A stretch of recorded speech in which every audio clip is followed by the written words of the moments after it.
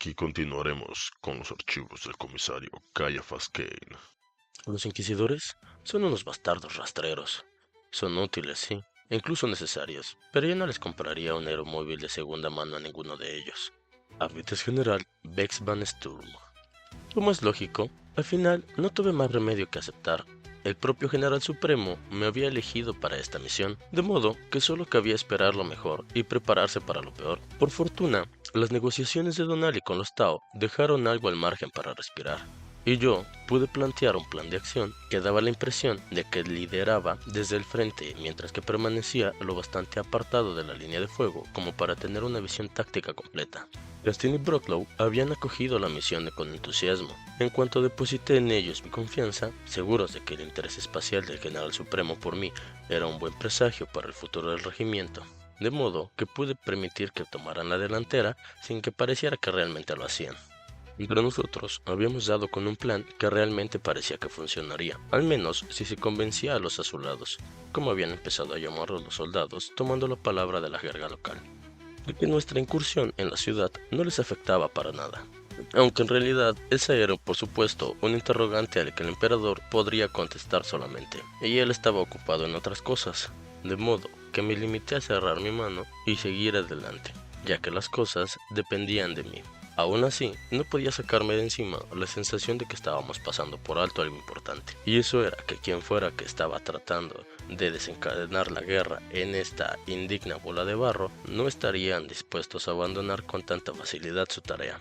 Pero como pensando en esto solo conseguía sentirme más preocupado, traté de olvidarlo. Por mi vida les juro que no entendía nada de lo que pretendían ganar forzando un enfrentamiento directo. Y a menos que uno sepa lo que planean los enemigos, no se pueden plantear medidas para contrarrestar sus planes. No tengo empacho en admitir que me ponía un poco nervioso. Estoy habituado a que mi paranoia innata me haga anticiparme a la mayor parte de las cosas. Pero incluso los partidarios del caos suelen tener una respuesta tipo: aunque solo sea de matar todo lo que vive en el planeta. Además, para eso tenemos a los inquisidores. De modo que le deseaba a Aurelius la mejor suerte imperial, y dejé de pensar en ello, dedicándome en cambio a idear una manera de dar con los rebeldes de la FDP la respuesta que se merecían. Supongo que era lo único que podía hacer. Pueden creerme si les digo que de haber sabido lo que realmente estaba sucediendo, hubiera perdido más horas de sueño.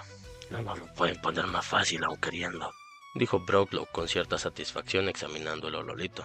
Había convencido al General Supremo de que nos permitiera usar el salón de conferencias al que me había llamado antes, hablándole de la necesidad de coordinar la información de más de un regimiento.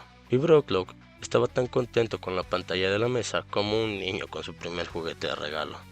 Yo casi pensaba en llevármela bajo la casaca a la nave de transporte cuando nos marcháramos. Señaló la disposición de unidades senoístas. ¿Cómo es esa palabra que usan ustedes los artilleros? ¿Clusterfag?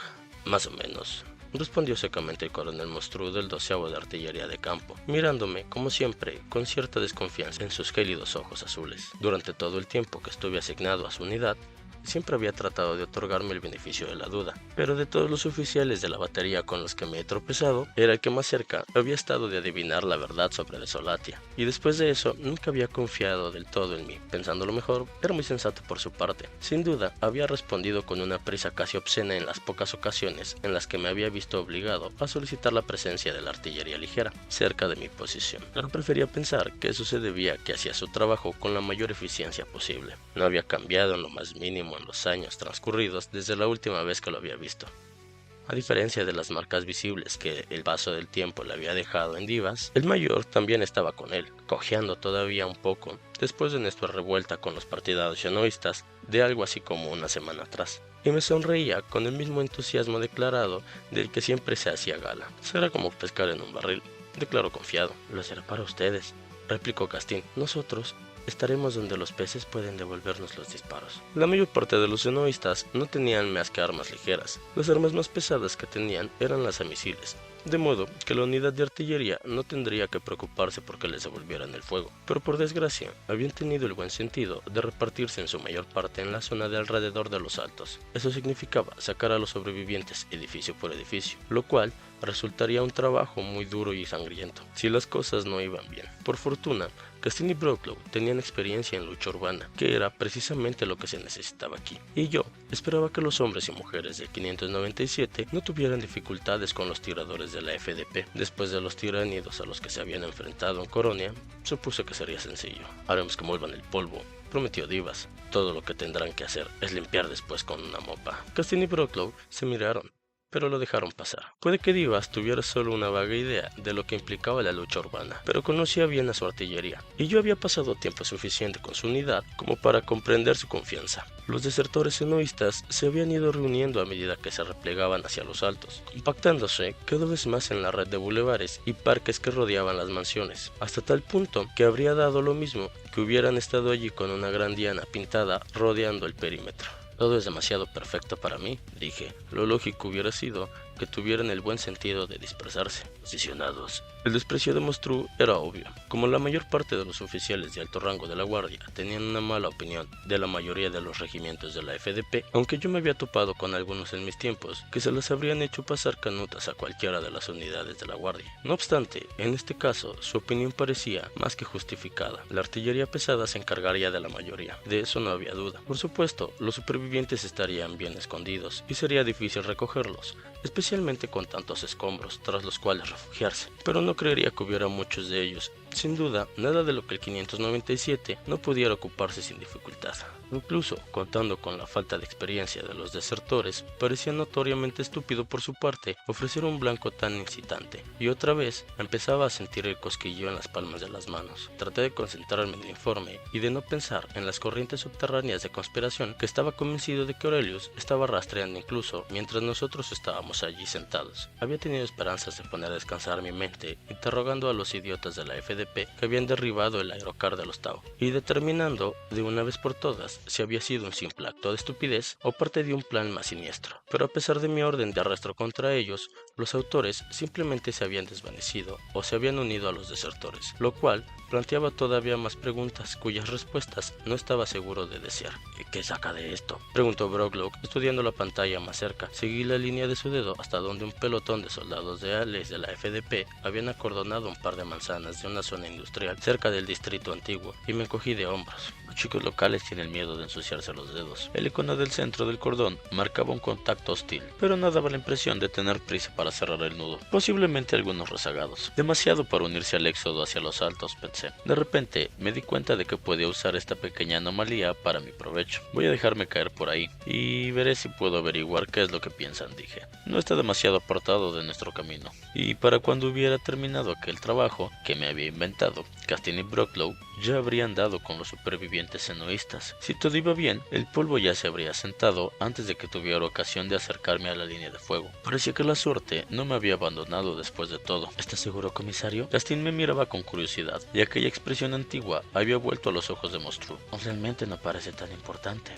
Seguro, puede esperar hasta que nos hayamos ocupado del grueso de las fuerzas. Es probable. Me encogí de hombros.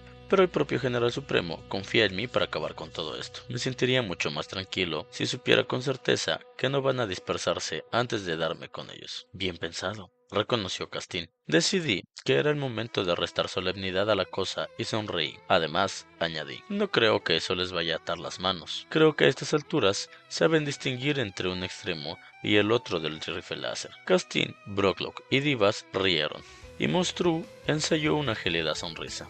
Sin embargo, no quisiera dividir nuestras fuerzas, apuntó Castin. Si vamos a barrer a los amigos de los As, a los simpatizantes de los enoístas, no quiero que nuestra red tenga agujeros. De acuerdo, asentí. Nos atendremos al plan. Simplemente me separaré del grupo, les meteré el miedo del emperador en el cuerpo a los zánganos de la FDP que vigilan el perímetro para asegurarme de que los rebeldes que hay dentro no escapen mientras nosotros estamos ocupados, y me reintegraré enseguida. Seguramente estaré de vuelta antes de que empiece la diversión. Apostaría por ello, sonrió Castín. Ya he visto cómo conduce Jorgen. Sin duda, habría perdido la apuesta. Iba a procurar, por todos los medios, demorarme cuanto pudiera, aclarando aquel asunto de la FDP hasta que se hubieran acabado los disparos claramente. Al menos ese era el plan. De haber sabido en qué me estaba metiendo como resultado de esa pequeña diversión, habría encabezado la carga sobre los altos sin dudarlo ni un momento. Por fin, Donali se puso en contacto con nosotros aproximadamente una hora después del mediodía. A los Tao no los hacía felices la perspectiva de que unidades de la Guardia Imperial anduvieran por ahí en su ciudad. Respecto en lo que a mi medida yo anduviera con ellos vigilándolos, en que todo marchara bien y que las cosas se estuvieran llevando de acuerdo al plan que se les había enseñado, dejarían que actuáramos sin interferencia. Por supuesto, el lenguaje era un poco más diplomático que eso, pero ya pueden hacerse una idea. Yo también entendí perfectamente el trasfondo del contexto, incluso antes de que Donali lo explicara. En cuanto hubiera un simple atisbo de traición, se lanzarían sobre nosotros, con todo su armamento, antes de que pudiéramos decir mierda. Como pueden imaginar, me sentí un poco presionado por la fuerza a la que yo me encontraba al mando, cuando abandonó nuestros cuarteles y entró en la ciudad. Tanto que ni siquiera tuve tiempo de disfrutar de la posición incomparable en la que me encontraba. Como ya dije, había tenido el buen tino de dejar en manos de Castín y de Brocklock las decisiones tácticas, ya que su experiencia en materia de lucha urbana eran más prácticas que la mía. De modo que estaba bastante seguro de que teníamos la combinación adecuada de recursos para conseguir nuestros objetivos, con la idea de que el terreno estaría bastante allanado cuando la artillería hubiera acabado su labor, lo cual podía atestiguar por mi experiencia personal después del tiempo pasado con la 12ª artillería. Habían sugerido ir de pie con una tropa de centinelas para tener apoyo de fuego pesado. Eso me había parecido bien, ya que la infantería tendría un efecto psicológico devastador entre los supervivientes de los amotinados, o al menos eso esperaba. Si llevaban a los chimeras pisándole los talones, sus rastros no tardarían en borrarse en cuanto entraran a los escombros, pero si permanecieran a la espera en el perímetro después de desembarcar sus tropas, pesados bolters sin duda alentarían a todos los rebeldes que todavía se sintieran inclinados a ofrecer resistencia a mantener la cabeza agachada. También habíamos pensado en llevar una unidad de blindados. Un par de tanques Lyman Ross habrían representado una escasa diferencia contra la infantería de los rebeldes, especialmente después de que los estremecedores de Mostrú hubieran acabado su trabajo. Además, eso habría representado incluir otro regimiento de la operación. Teniendo en cuenta lo delicado de la situación, yo quería reducir al mínimo las oportunidades de que las cosas se torcieran. Mi paranoia estaba otra vez activa y me advertía de que no ampliara nuestros planes más de lo necesario. Además, los tanques nos habrían retrasado y la clave de esta operación era la velocidad, especialmente si quería que todo terminara cuando yo llegara. Cuanto más rápido entren, mejor. Fue el final de mi alusión informativa. Me volví para mirar con furia a Zula, me di la vuelta para mirar con furia a Zula, que había susurrado algo al oído de la soldado que tenía al lado suyo. ¿Alguna pregunta? No la sabía. Eso significaba o bien que el plan era brillante, o bien que era tan desastroso que nadie se daba cuenta de ello. De modo que les dediqué una de esas arengas estándar que me sabía de memoria desde que el viejo jefe de estudios me había hecho entrega del fajín escarlata, deseoso de perderme de vista, y despedí a los sargentos y oficiales que fueron incorporándose a sus escuadrones. Mi mirada se cruzó con la de Lustig, que me sonrió. Me había asegurado de que su escuadrón fuera asignado al centro de la línea de batalla, pues pensaba que encontrarse de lleno en un combate les elevaría la moral. Haber tenido que abatir a los leales de la FDP les había dejado con un regusto amargo, lo sabía. Aunque eran buenos soldados capaces de apreciar los motivos de aquello, un par de ellos habían ido a hablar con el capellán. No obstante, yo sabía que si les dejaba tiempo para cavilar, su moral podría verse perjudicada, de modo que me pareció prudente actuar de inmediato antes de que la desmoralización se generalizara. Supongo que cuento con su aprobación, sargento. Dije, una de las cosas más importantes que me han enseñado los años y que trato de inculcar a mis cadetes en la actualidad es que siempre debe tomarse uno el tiempo para hablar con los soldados uno por uno. Nunca se traba amistad con ellos, salvo tal vez con un par de oficiales con suerte. Y nunca se termina el trabajo por más que se intente. Pero estarán mucho más dispuestos a seguirte si piensan que te importan. Y lo que es más importante, al menos para mí, es que empezarán a pensar en ti como si fueras uno de ellos, y te cubrirán la espalda cuando las balas empiecen a volar. He perdido la cuenta del número de veces que los tipos que me rodeaban, abatiendo a un seno a un tirador y que me hubieran metido un tiro por la espalda antes de que me diera cuenta siquiera, yo también he devuelto el favor, y esa es la razón por la que ya he superado mi segundo siglo, mientras que las tumbas están llenas de comisarios respetuosos del reglamento que se basaron en la intimidación para hacer su trabajo. Es un buen plan, señor, dijo Lusgit asintiendo con la cabeza. Mis muchachos no lo defraudarán. De eso estoy seguro, repliqué. De lo contrario, no se los habría pedido. Una vez más, el orgullo se reflejó en su cara. Les transmitiré sus palabras, señor. Le ruego que lo haga. Respondí y miré alrededor buscando a Jürgen mientras Lusgit se alejaba sacando pecho. Seguramente no iba a haber problemas con su escuadrón, pensé. No veía a mi asistente por ninguna parte, de modo que me dirigí a la puerta pasando por la fila de sillas en las que momentos antes había sentado más de una docena de oficiales y suboficiales. Conociendo a Jürgen, seguramente estaría en el aparcamiento realizando un examen exhaustivo de nuestro salamander. Comisario.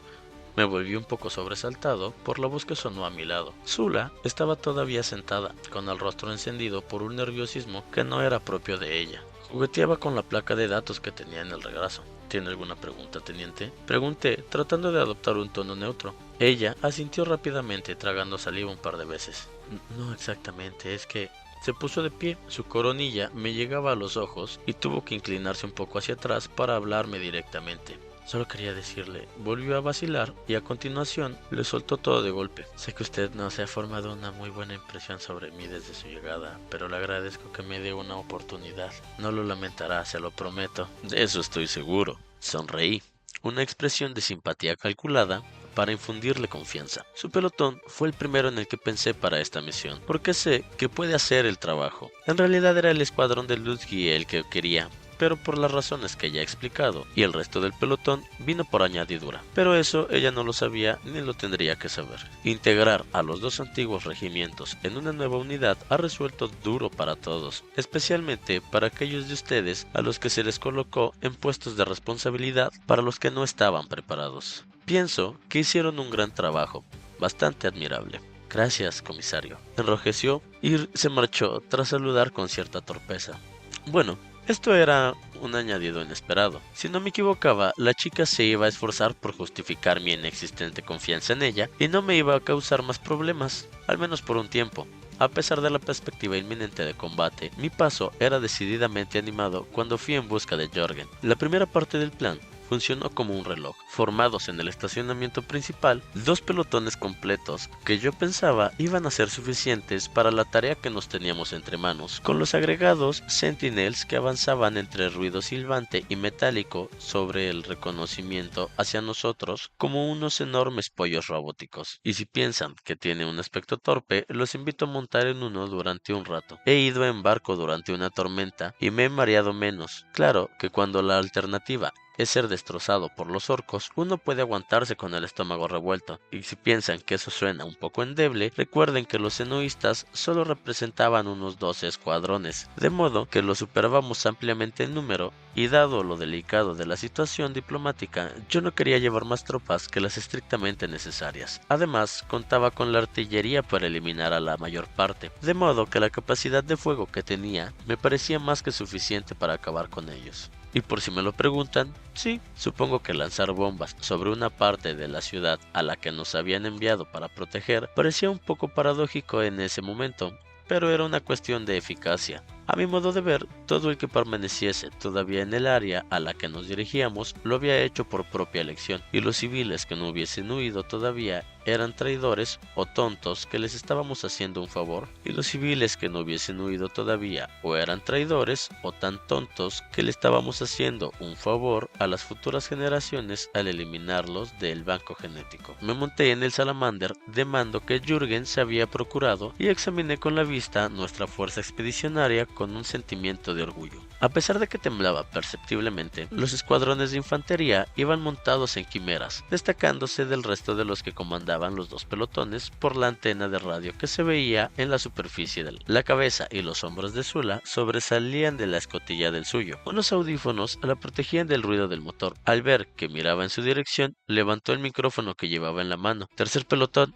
preparado, informó. Quinto pelotón preparado. dijo el teniente Ferril, que estaba en el otro extremo. A pesar de ser un oficial obstinado y poco imaginativo, contaba con el respeto y la confianza de sus soldados, en gran medida por su seco sentido del humor y por lo mucho que se preocupaba de su bienestar, lo cual significaba que era poco probable que los presionara demasiado. Si se concentraban con férreas resistencias, yo lo había elegido precisamente por eso, porque sabía que prefería esperar el apoyo de los Sentinels si las cosas se ponían difíciles, en lugar de poner en peligro las vidas de los suyos, corriendo riesgos innecesarios. Algunas bajas eran inevitables, por supuesto, pero yo pretendía que fueran las mínimas. Si la primera ocasión que tenían los regimientos de probar sus armas daba como resultado una victoria fácil, eso les daría más confianza y reforzaría su moral, mientras que un número elevado de bajas podría echar por tierra todo el duro trabajo que les había permitido recuperar su eficacia combativa. Todos los escuadrones preparados, informó el capitán Chambas, jefe de los Sentinels. Teníamos 3 escuadrones con nosotros, lo que representaba en total de 9 bípodes, una potencia destructiva considerable dada la calidad de la resistencia que esperábamos encontrar, pero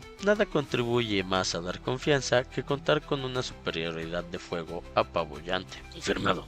La voz de Brocklow se unió a las demás en el comunicador. Estaba en otro Salamander que, al igual que el mío, había sido equipado como unidad de mando. Yo estaba más acostumbrado al modelo más ligero y rápido de exploración, que había sido siempre mi vehículo favorito. Claro, prefiero tener la posibilidad de huir de los problemas si es necesario, pero en las presentes circunstancias quería estar en condiciones de mantener las cosas bajo control. Además, la versión de mando venía equipada con un pesado lanzallamas que podía resultar útil en la brutal lucha cuerpo a cuerpo que yo esperaba entre los escombros de los altos. Eso me recordó que, unidades de artillería, en marcha, dije. Un momento después, el suelo empezó a temblar. Cuando los estremecedores de Mostrú empezaron a hacer honor a su nombre, miré a mi alrededor, pasando la vista a la fuerza de asalto reunida. Una docena de quimeras, 9 sentinels, 2 salamandres, y con mi espada sierra señalé hacia la puerta. ¡En marcha!, ordené. Jürgen aceleró a fondo y arrancó con una sacudida. Acostumbrado a su brusco estilo de conducción por años de familiaridad, mantuve el equilibrio sin dificultad. El conductor de Brocklow avanzó con suavidad detrás de nosotros y pude ver su cabeza y sus hombros en el compartimento trasero abierto. Su mirada se cruzó con la mía y me saludó con la mano.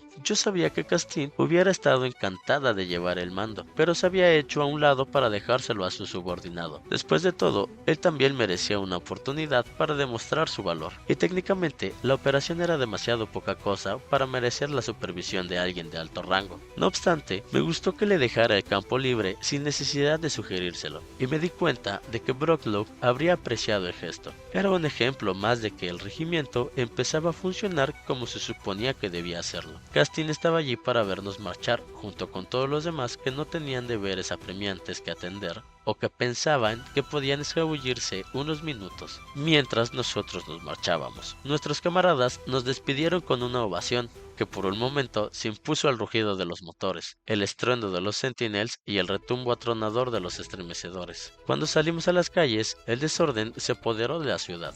Habíamos mantenido nuestros planes en secreto, por supuesto, para que ninguno de los nativos pudiera sospechar lo que se estaba aconteciendo. Abrían camino delante de nosotros como aterrorizadas ratas de alcantarilla, y Jürgen aceleraba como si fuera capaz de alcanzar a las velocidades a las que solía conducir. Por delante de nosotros, una columna de polvo y humo marcaba nuestro destino. Pasé de los canales de voz de la red táctica al de las unidades de la FDP leales que tenían orden de no actuar y abrirnos paso, lo cual fue un alivio, aunque como la mata de indisciplinados que eran, muchos discutían y exigían saber qué estaba sucediendo. Mayor, dije volviendo a la conexión anterior, todos suyos por el momento. Traté de dejar unos cuantos para mí. Haré lo que pueda.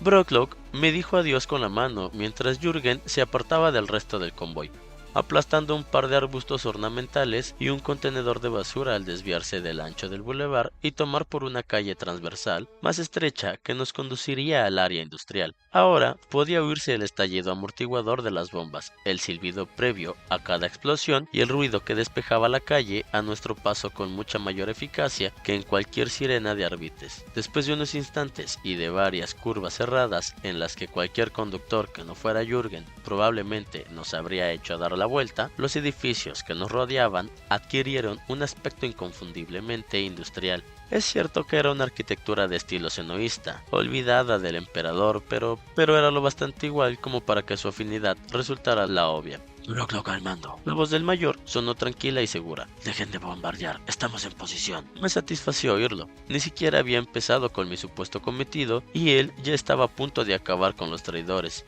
Jorgen redujo la marcha del Salamander y con una sensación de déjà vu pude ver un oficial de la FDP que se ponía en nuestro camino con la mano alzada. Todo un derredor. Había manufacturas tan altas que no permitía que el sol iluminara las calles, pero el hombre de uniforme parecía ser el único vestigio de vida. Eso me pareció extraño, ya que los turnos de trabajo ya deberían haber empezado. Comisario, dijo Jorgen con tono de duda. ¿Puedo oír disparos? Cuando el motor dejó de funcionar, me di cuenta de que tenía razón. Me pregunté si sería la acústica y supuse que lo que oía debían ser más bien ecos del combate en los altos, que una serie de vívidos intercambios en mi auricular me dijeron que ya había empezado. Entonces me di cuenta de que provenían de algún lugar por donde delante de nosotros tendríamos que ir, dentro de la línea del acordonamiento de la FDP que tenían marcado en la placa de datos delante de mis ojos. ¿Qué sucede? Pregunté mirando con fiereza al oficial. Parecía un poco asustado. No lo sé con certeza, señor. Tenemos órdenes de resistir, pero hay docenas de ellos. ¿Ha traído refuerzos? Me temo que nosotros somos los refuerzos, dije ganando tiempo. ¿Contra quiénes tienen que resistir? No lo sé. Nos sacaron de los barracones anoche y nos ordenaron acordonar la zona. Observé con súbita aprensión que no parecía tener más edad que el oficial al que había disparado, y la velocidad con la que hablaba me reveló que estaba al borde del pánico. No sabía dónde nos habíamos metido, pero era evidente que íbamos directos al desastre. Maldije mi suerte, pero era demasiado tarde para volvernos atrás. Simplemente nos dijeron que aseguráramos la zona hasta que volviera el grupo del Inquisidor. Emperador misericordioso. Esto se ponía cada vez mejor. Era evidente que de donde fuera que Aurelius había escarbado, había descubierto algo más que aquello con lo que se conformaban los funestos conspiradores tras los cuales andaba. Y estaba decidido a asegurarse de que ningún ser vivo tuviera acceso a sus secretos. ¿Dijo que era lo que buscaba aquí? Pregunté. El oficial negó con la cabeza. Yo no he hablado con ninguno de ellos. Solo el capitán lo hizo y ahora está muerto. Empezó a elevar la voz. Se veía que la histeria estaba a punto de aflotar. Bajé de un salto del vehículo y me puse junto a él, sintiendo como el rococemento se estremecía bajo mis pies, y traté de proyectar tanta tranquilidad y autoridad como pude. Entonces, entiendo que usted es el oficial al mando, teniente. Eso le llegó. Asintió con un gesto breve, miclónico. Informe, pues, ¿a dónde ha ido? ¿Cuándo? ¿Cuántos eran? ¿Qué me puede decir? Su boca se movió como si estuviera a punto de empezar a funcionar. Se seguían oyendo disparos y gritos entre los edificios. Hay un almacén ahí detrás, señaló una de las estructuras. Un disparo láser atravesó las ventanas superiores, pasando entre nuestras cabezas, e impactó en el costado del Salamander. Me agaché y tiré de él hacia abajo para ponerlo a salvo, mientras Jorgen hacía girar el pequeño pero robusto vehículo para apuntar el volter pesado que llevaba montado en el casco. Disparó como respuesta, derribando parte de la pared y reduciendo el francotirador en una mancha desagradable. Gracias, Jorgen. Volví a centrar mi atención en el joven oficial. ¿Y el inquisidor entró ahí? Todos entraron ahí justo antes del amanecer. Recibimos órdenes de no dejar entrar o salir a nadie hasta que volvieran. De eso, debían haber pasado unas 10 horas. Según mis cálculos, algo me decía que Aurelius no volvería pronto. ¿Cuántos eran? Pregunté. Se quedó pensando un momento. Yo vi a 6, dijo por fin. 4 hombres y 2 mujeres. Una de ellas parecía algo peculiar. Supuse que se trataba de Raquel, la psíquica, y los hostiles lo animé. Negó con la cabeza. Los hay por todas partes, docenas de ellos. Movió la cabeza con nerviosismo, de un lado al otro, tratando de no perder de vista ningún sector de la calle. ¿Dónde? ¿Dentro del almacén? La mayoría. Se puso de pie como para huir y otro disparo lo alcanzó en el hombro. Cayó hacia atrás, chillando como un niño. Se pondrá bien, le dije, tras una rápida mirada a la herida. Algo que tiene de bueno un disparo de Volter láser es que cauteriza la herida que produce, con lo que al menos uno no muere desangrado por un disparo desviado, cosa que ha salvado mi propia y miserable vida en un par de ocasiones. Me volví y miré calle abajo, tratando de determinar de dónde había salido el disparo, y vislumbré un movimiento tras una pila de embalajes. ¿Nuestros o de ellos?, pregunté señalando aquella dirección. No lo sé, por la sangre del emperador duele y que le va a doler de más dentro de un momento si no deja de mearse encima. Maldita sea, grité de repente. Sus hombres están muriendo ahí. Si no puede empezar a comportarse como un oficial y ayudarme a salvarlos, lo remataré con mis propias manos. Por supuesto, no tenía la menor intención de hacerlo. Sus chillidos atraerían sobre él el fuego del enemigo, librándome a mí de él en cuanto nos moviéramos. Pero la amenaza surtió efecto. Por el gesto de su cara, pude pensar que recordó lo que le había sucedido a la unidad de la FDP que se había interpuesto en el camino de un comisario. Son todos civiles, dijo jadeando después de un momento. Cualquiera que lleve uniforme es de los nuestros. Gracias. Tiré de él y lo puse a la sombra de un contenedor. Mantenga la cabeza abajo y no le pasará nada. Volví a montar en el Salamander, agradecido del blindaje protector. La voz del mayor sonó en mi intercomunicador. ¿Está usted bien? Estamos recibiendo una retroalimentación extraña desde su frecuencia. Por el momento, comprobé que el lanzallamas estaba bien cargado y listo para usar. Que el emperador bendiga a Jorgen por su minuciosidad, pensé. Parece ser que nuestros chicos de la FDP no tenían las cosas tan controladas después de todo. Aquí la resistencia es escasa. Su voz quedó ahogada por el momento, al crepitar del aire ionizado que asocié a uno de los multilásers de los Sentinels. Pero todavía nos va a llevar un rato. Por mí no se dé prisa, respondí. Era posible que los renegados solo tuvieran armas cortas, a juzgar por los sonidos que se oían, y el blindaje del Salamander tenía el espesor suficiente para brindar absoluta protección. Cambié de frecuencia de nuevo, buscando la red táctica interna del escuadrón de la FDP, pero solo encontré estática. Debería de haber estado mejor informado, por supuesto, pero los viejos hábitos son difíciles de desarraigar. Unos cuantos Volter Lasers que dispararon desde detrás de los cajones confirmaron la identidad de los rebeldes que ahí se habían refugiado y dejaron la pintura del carro hecha un asco. De modo que disparé lanzallamas lanzando una ráfaga de prometium ardiente calle abajo. El resultado fue impresionante. Los cajones se prendieron fuego y las llamas alcanzaron a los rebeldes que se ocultaban detrás. Salieron del escondite con la ropa, el pelo y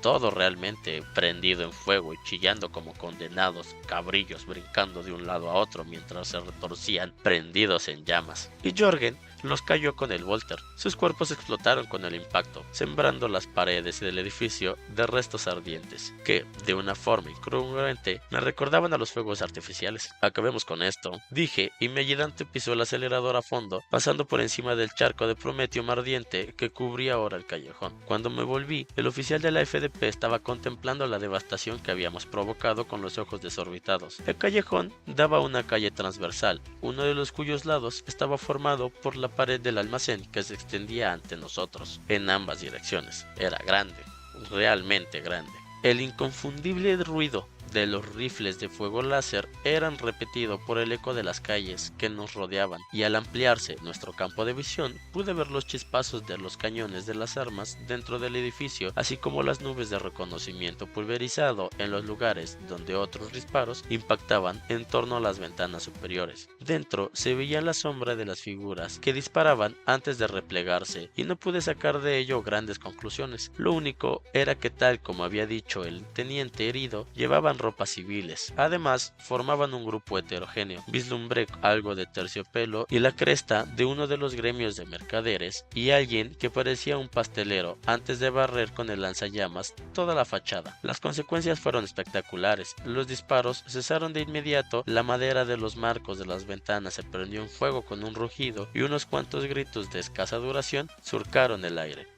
Eso les enseñará a mantener la cabeza baja, dijo Jorgen con satisfacción, lanzando una ráfaga de disparos después del prometium para asegurarse de que ellos estuvieran bien muertos. Un humo espeso y negro seguía saliendo del edificio y una ovación desigual se mezcló con el rugido de las llamas. Me volví y un grupo de soldados cautelosos de la FDP que salían del edificio de enfrente del almacén o del escondite, fuera cual fuera, que habían podido encontrar entre los camiones aparcados y los escombros sembrados por la calle, unos cuantos disparos desperdigados seguían sonando entre los edificios, lo cual indicaba que no todos los traidores habían sido quemados, pero dado que fueron tan cortos, era indicio de que una retirada en medio del pánico se encaminaron hacia los soldados situados al otro lado del cordón. La columna de humo negro y espeso debe ser visible desde donde se encontraban, y evidentemente sus visiones se animaban. Salté de Salamander. Sargento Crasius 49 de la FDP Gravalaxiana. Un hombre alto de pelo gris me hizo un amago de saludo sin apartar los ojos de la calle. Era el primer soldado de la FDP que había visto desde mi llegada al planeta que realmente parecía saber lo que hacía. Le devolví el saludo con el mismo tono. Comisario Kane, adjunto al 597 del Valhalla. Una vez más, tuve la satisfacción de ver que mi nombre era reconocido, y el murmullo de admiración que arrancó entre los soldados resultó ser muy halagador para mi ego. Le agradecemos su ayuda, dijo Cesarius. ¿Lo ha enviado el Inquisidor? Negué con la cabeza. Solo estaba curioseando, admití. Observé su pequeña diversión en la pantalla táctica y me pregunté qué estaba pasando. Crassus se encogió de hombros. Tendría que haber preguntado a uno de los oficiales. Lo hice. Señalé hacia atrás por el callejón donde el charco de Prometium ya había acabado de arder, dejando un rastro chamuscado de rococemento ennegrecido. Allá atrás, dicho sea de paso, necesita un sanitario. Crassus no pareció sorprendido. Para ser sincero, pensé que había desertado. Mi falta de respuesta pareció confirmar su idea. Pero después de un momento indicó que uno de los hombres que cogiera un botiquín y fuera a ver al teniente. Usted parece más preparado para el combate que la mayoría de los de la FDP. Grajus se encogió de hombros. Aprendo rápido. Además, estoy acostumbrado a cuidar de mí mismo. Observando su forma física y su aire alerta, no tenía la menor duda. Pertenecía al Arbites una vez antes de unirme a este cuerpo. Un traslado muy extraño, dije. Su expresión se volvió tensa. Política de oficina, replicó con sequedad. Asentí con aire comprensivo. Lo mismo que en el comisariado, afirmé.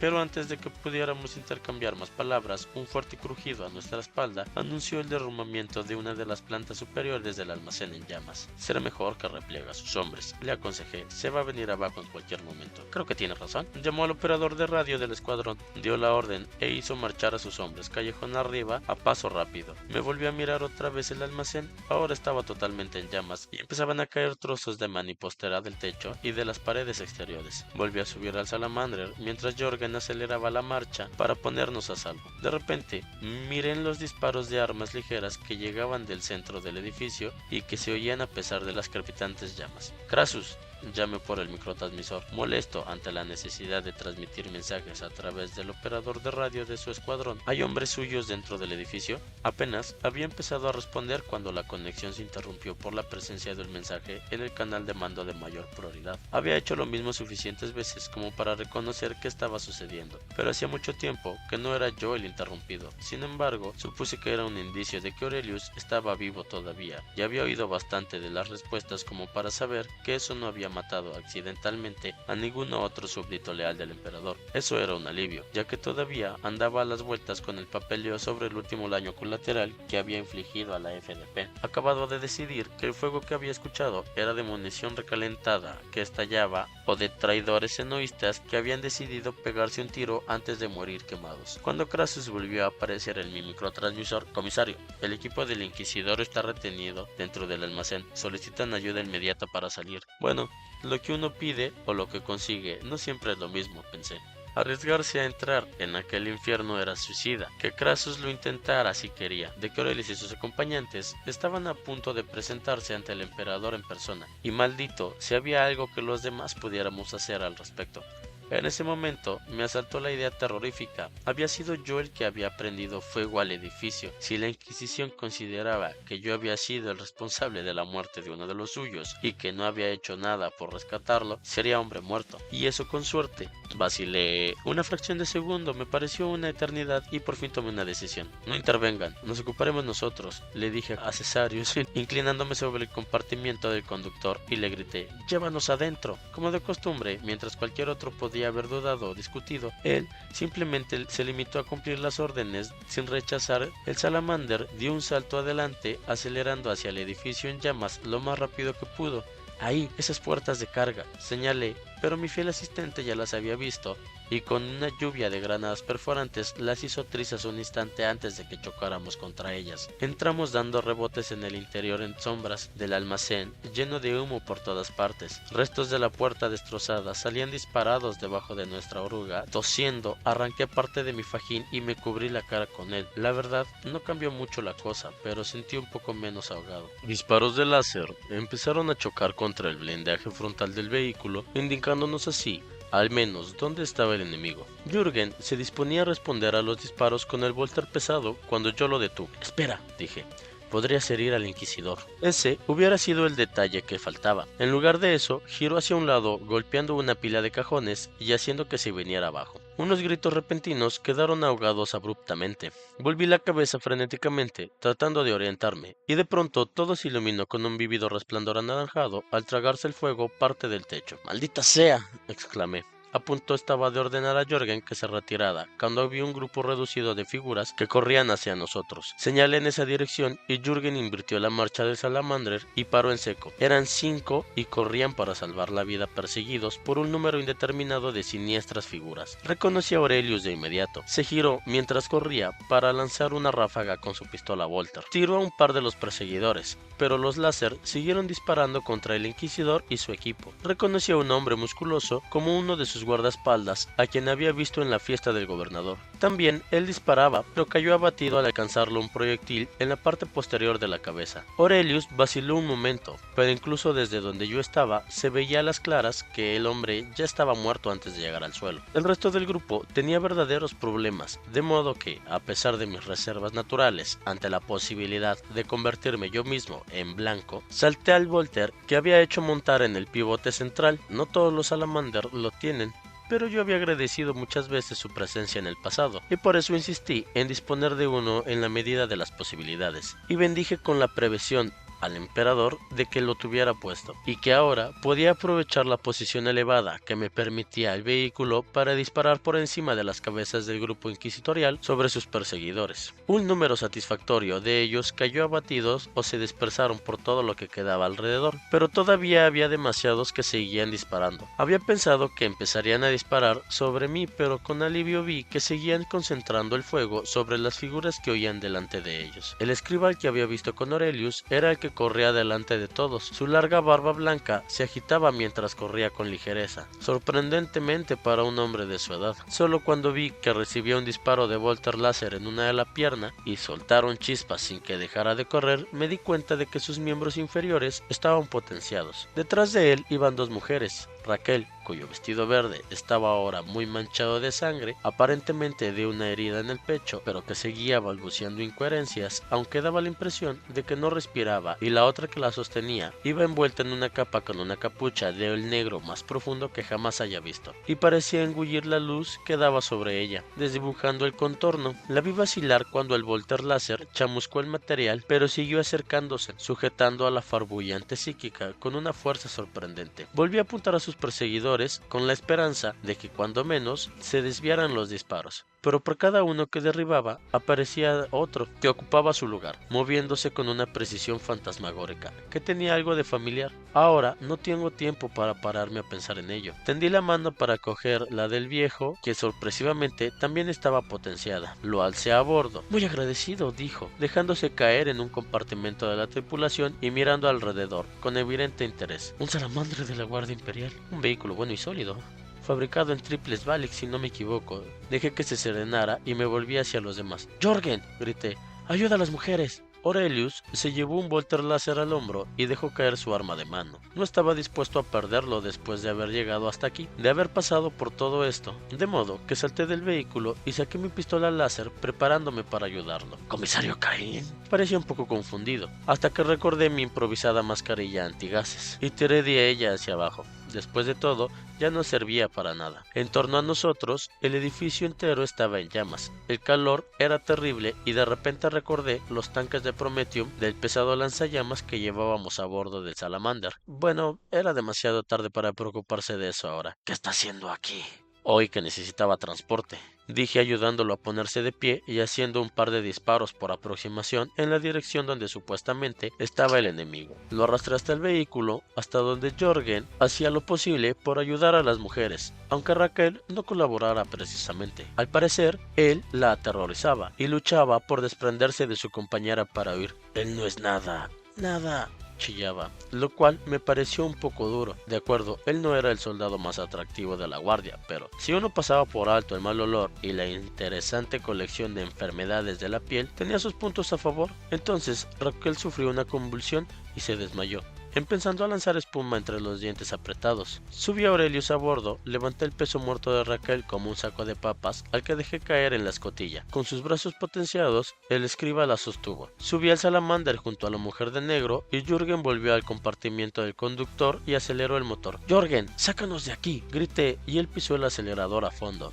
Encantado, comisario. Salamander dio un salto adelante en dirección a la puerta de carga destrozada por la que habíamos entrado, arrancando una lluvia de chispas al pasar. Cuando salimos a la calle, dio la impresión de que el calor infernal disminuía, aunque todavía era suficiente para levantar ampollas en la pintura. Me relajé aliviado, aunque temblando y tratando todavía de entender aquel riesgoso, descabellado y, sobre todo, muy loco acto del que habíamos salido, apenas ilesos, que había asumido como para poner de relieve lo cerca que habíamos estado. El edificio se desplomó detrás de nosotros con un rugido de mampostería que se derrumbaba. Bueno, no tiene sentido engañar a la muerte con un acto de valentía insensata, si nadie está en condiciones de apreciar lo que uno ha hecho. De modo que me puse en contacto con Crassus. Crassus, dije, el inquisidor está sano y salvo. Sí que lo estoy. La mujer de negro dejó caer su capucha, dejando al descubierto un rostro en el que había pensado a menudo en los últimos días, con su pelo rubio y sus ojos azules. Era todavía más hermosa de lo que recordaba, y la voz que había oído por última vez cantando baladas sentimentales todavía tenía ese tono levemente ronco que me había erizado la piel. Amberly Bale. Me miró levemente divertida al ver mi expresión atónita. Un electo inquisitorial se hizo visible con un destello en la palma de su mano. Gracias, comisario, añadió con una dulce sonrisa, mientras yo tenía la impresión de tener la boca hasta las botas.